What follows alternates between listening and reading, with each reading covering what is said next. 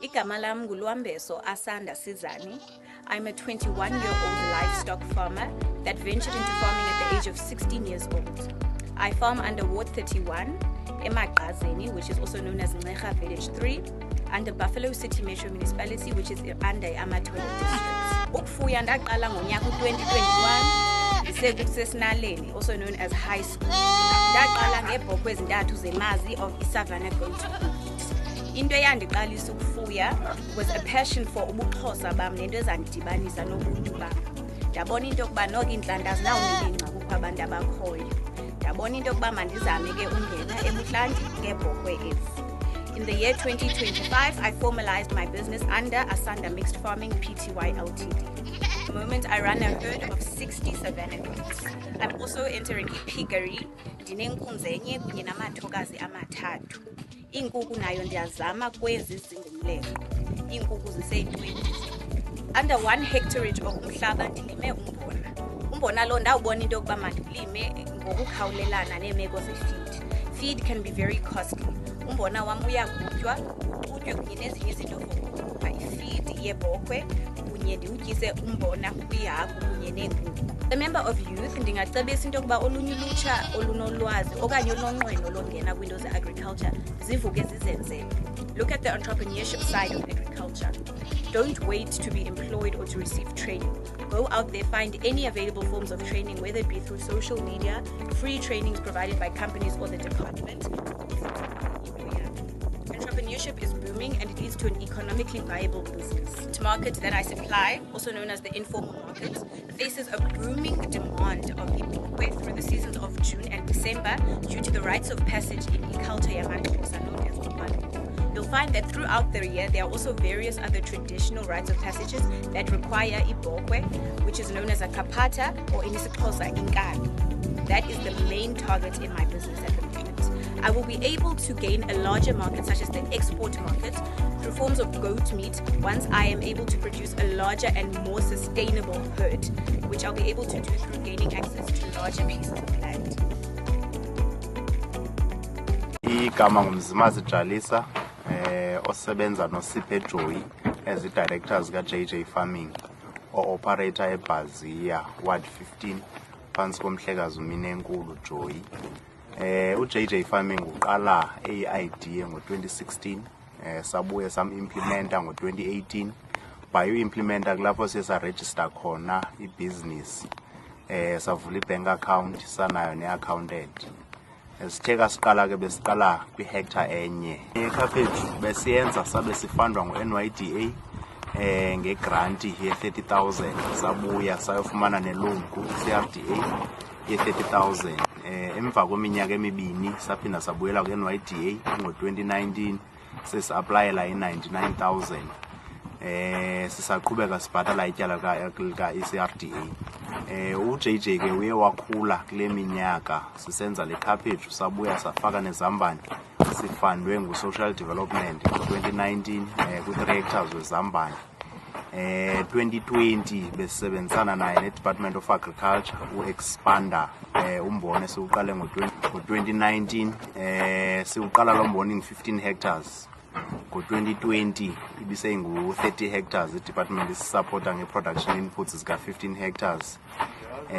Ngo-2021 emva kwe-COVID safundwa kwisiqalo Youth Fund besisephansi kwe-economic development nge-1.1 million for i-tractor, i-diski ne-ripper. Sabuya ngo-2022 saphansi kwe-partnership no-Ukhanya Farmer Development epartnership no-John Deere kwi-program ekuthiwa ngu-SMART program. Safumana khona i-tractor eyayidemo, emva kweminyaka emibini yathathwa sanikwa elityala esayibhatalayo nangoku. U-JJ ke uye wakhula uzoma kule season u-2025-26 phansi kwe-production engumbona engu-738 hectares, ikhaphetshu ingu-10 hectares, izambane besenze u-12 hectares ne-soyabin engu-130 hectares. Ndime kule ndawo nje. U-JJ u-operator kwi-communal land, imihlaba esiyiqashayo ngamasimi abantu, lo 738 odibene nalo wesoya.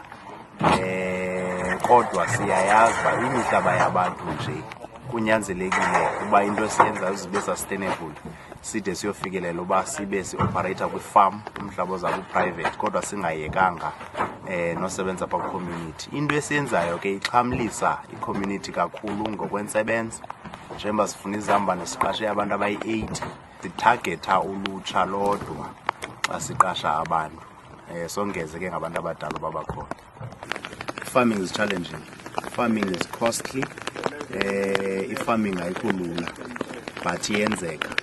Looking at uJJ kule 8 years senayo kwinto ye-farming thulutsha into ebalulekileyo kuqala zikhona imali kakhulu e-Eastern Cape zinintsi ii-fundings ezikwi-department ezikwi-private sector kodwa into ebalulekileyo kuqala ka uqala uyenze ezibhizinisi. Malam ndingumthuthuzelo wakwaSontsele ongu-chairperson we-cooperative ezibiza nge-Rich Valley. Sikwisithili saseMpunzi Drift eWard 18 eBizana umasipala iWinnie Madikizela Mandela. Ndineminyaka 33 emveni kokuba ndigqibile izifundo zam andisenza i-agronomy esikolweni ndispecializer crop and horticulture. So eyona nto yandinika umdla kakhulu yandihlaba umxhwelo kuba singafumani imisebenzi emveni kokuba sigqibile isikolo ndanomdla ukuba mandiziqalele into enokwenza ne-farming. So saqala sisivelisa imifuno noogxa bam senza imifuno engange-5,000 yamakhaphetshu. So yahamba kakuhle yasikhuthaza loo nto ukuthi siqhubeke engangoba namhlanje sesivelisa up to 100,000 yamakhaphetshu. Umhlaba esinawo siyi-Rich Valley more than 15 hectares. Kodwa esikwazi ukuwusebenzisa ngenxa yezixhobo esinazo sikwazi ukusebenzisa only i-5 hectares. Xa sizama ukulwa ne-weeds sisebenzisa i-animals which means i-animal traction.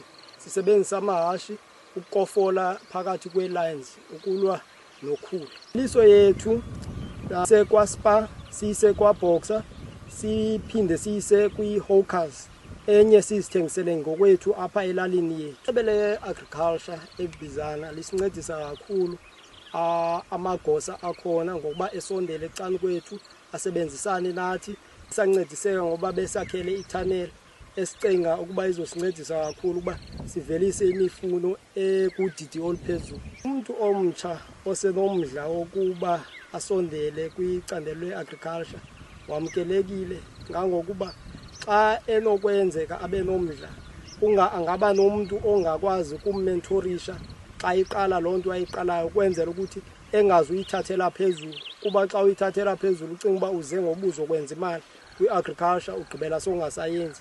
Ungayiqala kancinci and i-agriculture i-broad inamasebe amaninzi ehlukahlukeneyo. Xa unomdla ungaqale wenze uphando ngeleyo sebe orhalelwa ungena kulo.